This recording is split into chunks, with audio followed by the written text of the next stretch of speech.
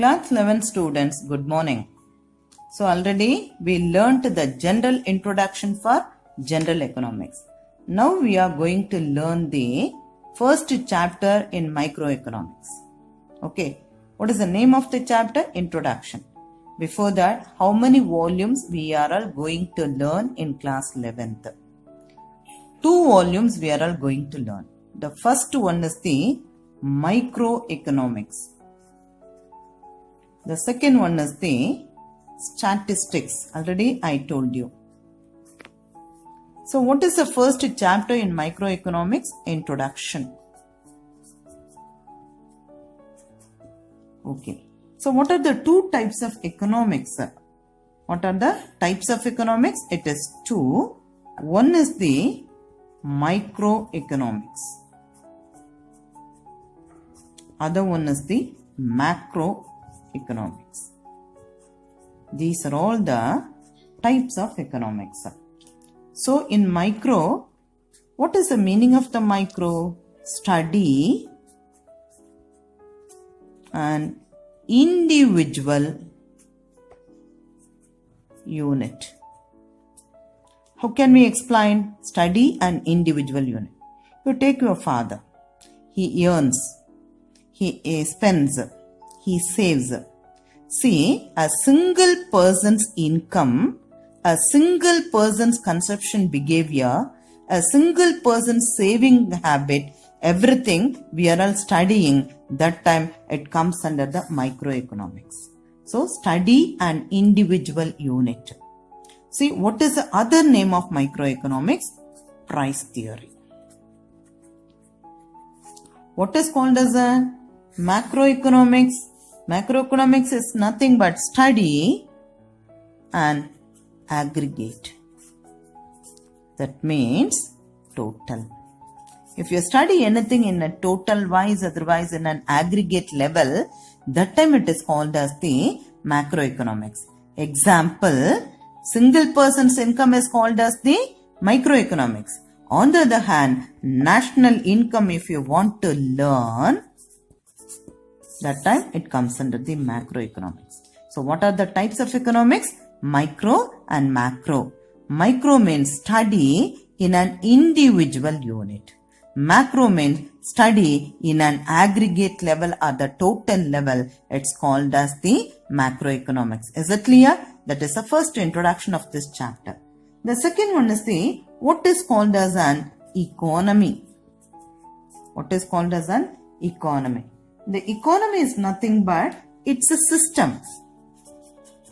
In that system, people earn their living in order to satisfy their wants. That is the thing. What is an economy? A system. In that system, people earn their living in order to satisfy their own wants. So come to the next one is the economics. What is called as economics? So economics is nothing but already we learnt in the first chapter general introduction about the third definition, that is Professor Lionel Robbins' definition is nothing but wants are unlimited. Wants are unlimited, but resources are limited. So how to use the limited resources? In an alternative basis. This is called as the economics. So what is called as economics? Wants are unlimited, but the resources are in a limited way. So how to use the limited resources in an alternative basis or order of importance. Okay, this is called as the economics. Then come to the what is called as the scarcity. What is called as a scarcity? Scarcity means shortage of resources. Shortage of resources or deficiency of resources. This is called as the scarcity. How can we connect the word of scarcity? Because we said no, resources are limited or in a scarce way or it is in a scarcity. It's all in a scarce way. So that's why the meaning we want to know. What is called as a scarcity? Shortage of resources. Next heading is, what are the types of economics? What are the types of economy? What are the types of economy? What are the types of economy? First type is the capitalistic economy. Already in the 10th standard we studied. Second one is the socialistic economy. Third one is the mixed economy. Mixed economical pattern. What is coming under the capitalistic? Which countries are coming under the capitalistic economy? One is the private. Profit is the main motive. Price will be determined by the market forces. Then no or less importance or intervention of the government. Okay, so we come to the characteristic features of capitalistic economy. Private intervention will be there. What is the main aim of it? Profit is the main aim. Then how the price rate will be fixed? Only by the market forces of demand and supply, in that way. So everything will be adjusted automatically with the help of the market forces. No or less importance are the intervention of the government in the capitalistic economy. Best example, USA. All advanced nations are coming under. So come to the socialistic economy. So now we cannot see USSR, Soviet Russia. Soviet Russia will come under the socialistic. What is the completely by the government? The centrally planned authority will take all the decision, will do all that is the work in that country. See, no chance, no intervention or no chance for the private sector. Everything will be decided by the government. So what is the main motive? Welfare, social welfare is the main motive. Okay, completely contradiction of the capitalistic economy. Capitalistic, private, profit. See, no or less intervention of the government. But in the case of socialistic, see, completely everything will be decided by the government and no chance for the private sector. What is the main motive? Welfare is the main motive. After our independence, our first Prime Minister of our country, Pandit Jawaharlal Nehru, he decided to combine capitalistic plus socialistic equal to mixed economy. That means public sector, what is called as a mixed economy? Public sector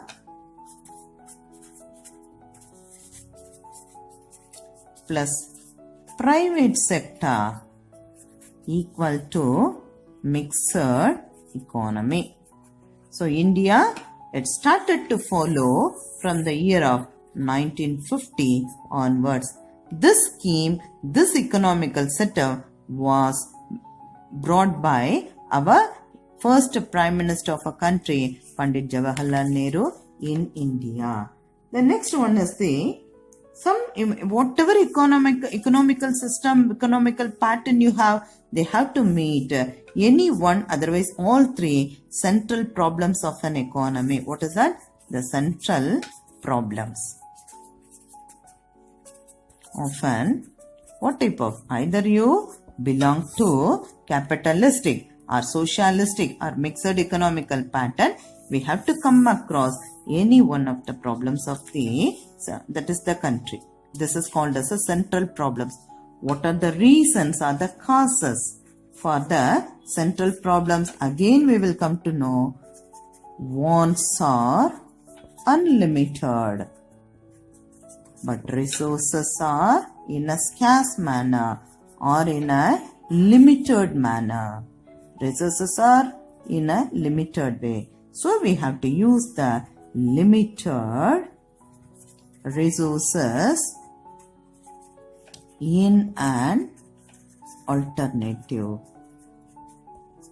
basis or order of importance. This is the reason or the causes of the central problems of an economy. So now we are going to see the central problems of a country.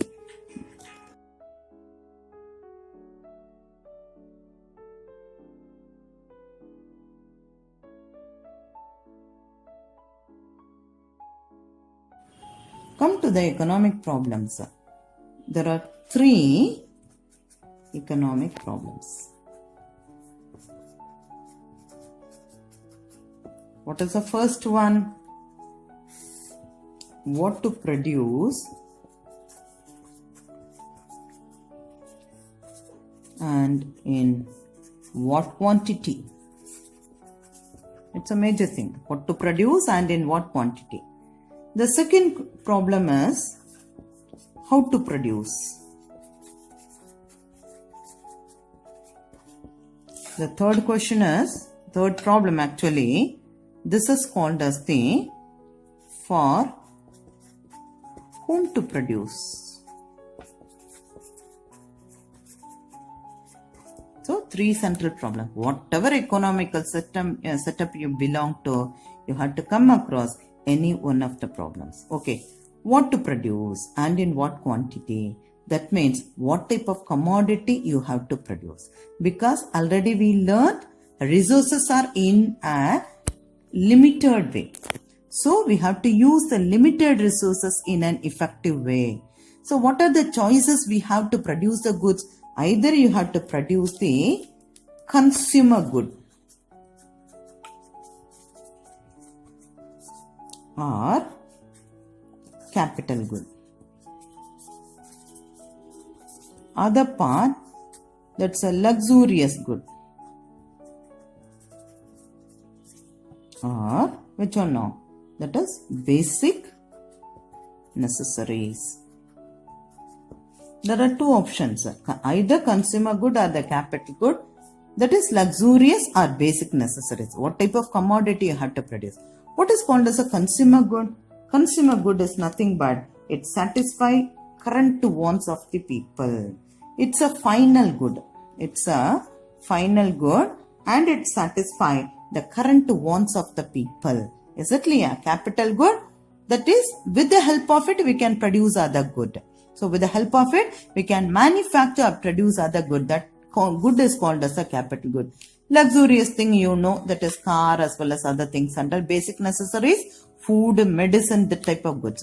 So within the limited resources, what type of goods you have to produce and what quantity. So it's a major problem for each and every economy. So what is the final result you have to get? You have to get the maximum social utility. What is called as the utility? Satisfaction you have to get. So utility means satisfaction you have to get in that one. So what is the final result we have to get?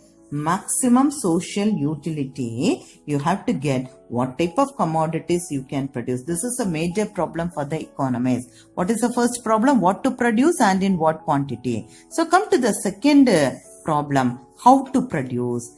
In this thing, either what type of technique or method we have to use to produce goods and services. So technique, what type of technique? It is either it is labor intensive method or capital intensive method.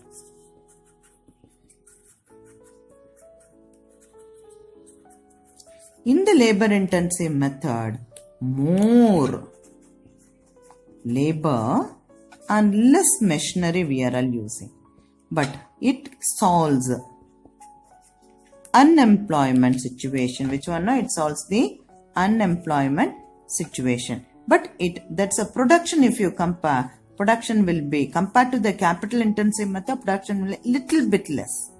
But in the case of capital intensive method, more machinery and less manpower. So, but this creates unemployment because more level of the machinery we are all using, less number of laborers were working. So here it creates unemployment, but in the part of the production, so production will be increased. Production is always more compared to the labor intensive method. But in this situation, what the government, what the economy must do, they have to combine both the methods. That means labor intensive as well as the capital intensive method in order to increase the production at the same time simultaneously in order to solve the unemployment problem. So this is a major problem for most of the economies. The third one is called as the for whom to produce. This is based on the types of consumers. What are the types of consumers? Rich, middle income and the poor. So why the category? We have the categories of that kind of people because of the distribution of wealth and income. These are all happening. The differentiation, the classification is happening because of the distribution of income and wealth. If the income and wealth will be distributed equally, we cannot find this type of differentiation or the classification because all are getting the same level of income and wealth. So either they belong to the rich or middle or poor category alone. But in our country, the income is given in a different level. So that is the possibility for us to find a rich, middle as well as the poor category of the people. So if you want to produce any type of good, so definitely we have to produce for the rich or middle or poor. The problem it happens. If you concentrate more in the rich category alone, so sometimes the profit margin will be less because other two major categories of the people they will be there. Okay. So here also, but what is the main aim? What is the main result we have to receive in the third for whom to produce problem? We have that is at least the basic necessaries of the people. It should be satisfied in that way. We have to manufacture that's a commodities. If you take that's a how to produce thing, what is the final result we have to get it? So minimize the cost and maximize the products as well as the profit. Okay, what are the three central problems? See, first one is the what to produce and in what quantity. Second one, how to produce. Third one is the for whom to produce. In the what to produce, types of goods, either consumer, capital, luxuries, basic. What is the final result we have to get? Maximum social the utility we have to get. In the second, how to produce, either what type of method, labor intensive or capital intensive. What is the final result we have to get? Minimize the cost and maximize the profit. In the third one, types of consumers, for whom to produce, the types of consumer, rich, middle or poor. But these are all happening because of the unequal distribution of wealth as well as the income. If the income and wealth will be distributed equally, we don't have the chance to meet all the different kinds of people. So what is the final result we are all going to receive? That means the basic, at least the basic necessaries should be satisfied for the people. The next topic is how to solve the three central problems of a country. How to solve the three central problems of a country. So with the help of the production possibility curve, we can solve the three central problems of a country. So what is called as a production possibility curve? It's a curve which shows all possible combinations of two sets of goods that an economy can produce with available resources and given technology. So what is called as a production possibility curve? It's a curve. It shows all possible combinations of two sets of goods that an economy can produce with available resources and given technology. In this thing, what is our assumption? Assumption at the same how we can utilize the resources fully as well as in an efficient manner. We have to use how to use the resources, limited resources efficiently. We have to use it without any wastage. Efficiently we have to use the resources without any wastage. Okay, see, come to the production possibility schedule. See, if you take that is 1 acre of land. So we can cultivate rice or wheat, but according to the production possibility curve, it says a combination of commodities we have to produce. So combination, it is given A, B, C, D. These are all the combinations. See, if you concentrate only to produce rice, otherwise or wheat. See, first in the first combination, we are only producing wheat. There is no chance for the rice to produce. 15 quintals of wheat alone we are all producing. Why it is possible? Because the resources are limited. Land size is it is in a limited way. At the same time, the money is also in a limited way. So if we concentrate only in the production of the wheat, 15 quintals of wheat alone we can produce in an acre of land. So in this thing, what is called as a MOC, marginal opportunity cost, an activity which is equal to the level of the next best alternative for God. That means it has to sacrifice some of the things for the production of the other commodity. But here, two commodities we have to produce. If you want 1 quintals of rice, the wheat has to sacrifice 1 quintals in order to produce 1 quantity of rice. So the sacrifice we are all writing. So 15 minus 14 equal to 1. Next, we need 2 quintals of rice. So again, the wheat has to sacrifice 2 quintals. So 14 minus 12 equal to 2. See, it is here. So now we want more of rice production. Again, the wheat has to sacrifice 12 to the 12 quintals to the 9 quintals. We can get 3 quintals of rice more. Now again in the 9 minus 5 it will become 4, then 5 minus 0, that means so now we are not at all concentrating in the production of the wheat. Completely with the limited resources we are all concentrating in the production of the rice. We are able to produce 5 quintals of rice. So in that way only we have to produce the MOC. How can we find the solution for the 3 central problems of an economy? The table, the schedule will help at the same time. The same thing will be depicted in a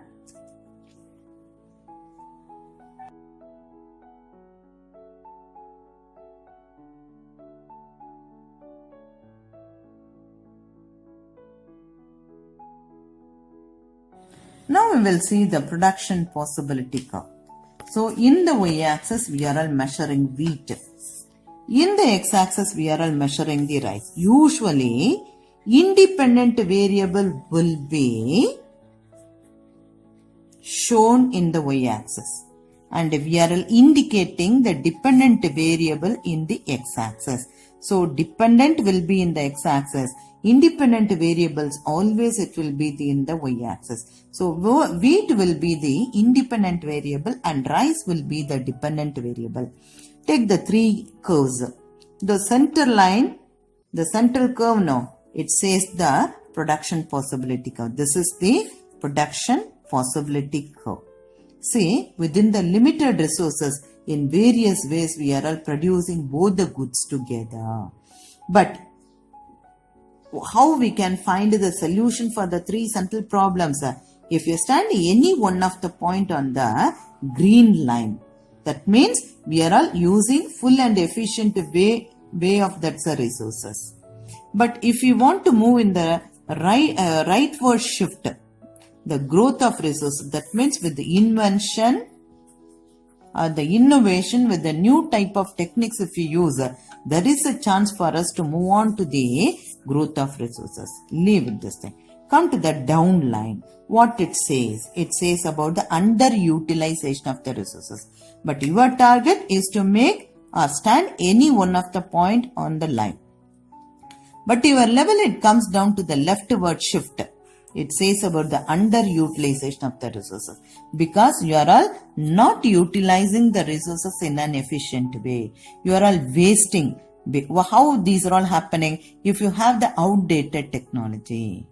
very old technology, very old machinery, inefficient workers. If you are keeping with yourself, your level will come down to the down level. That means which one now underutilization of the resource. Immediately you have to change.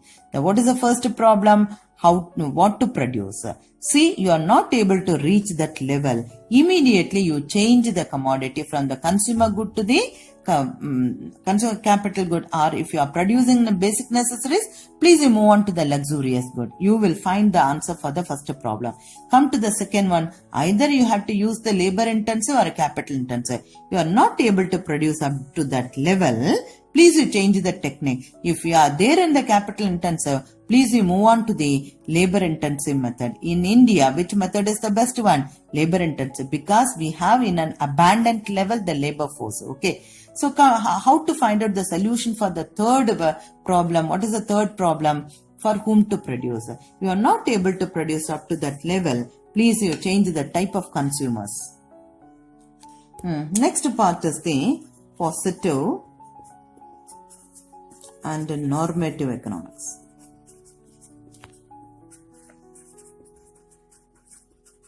What is called as a positive? What is called as a normative economics? What ought to be. That means how it should be. See what this means. For an example, so in a bowl, if I keep that as a potato curry, it gives a very nice aroma. You are all saying all descriptions, very nice aroma it comes. The color is also presentable. Everything is nice. But when you will say it is really good, when you after you taste it or eat it only, so you will say it gives a very nice taste. If the salt is less, you are all making the correction. So making the correction, it comes under the normative economics, because we are all applying. Application is there. So what this means, how it is bring it to you. So when you make the correction, that is called as a what ought to be. So what is called as a positive? Normative means what ought to be, how it should be. So what is called as economics? Positive plus normative equal to economics. Okay, very important. What type of questions will be coming? See, draw the PP curve as well as the schedule. It's a very important. What is called as a production possibility curve? And you must know how to make the MOC, marginal opportunity cost, as well as the PP curve. Next one is the, definitely one word question will be coming in the positive as well as the normative economics. Is that clear? Okay. Thank you very much. Study well.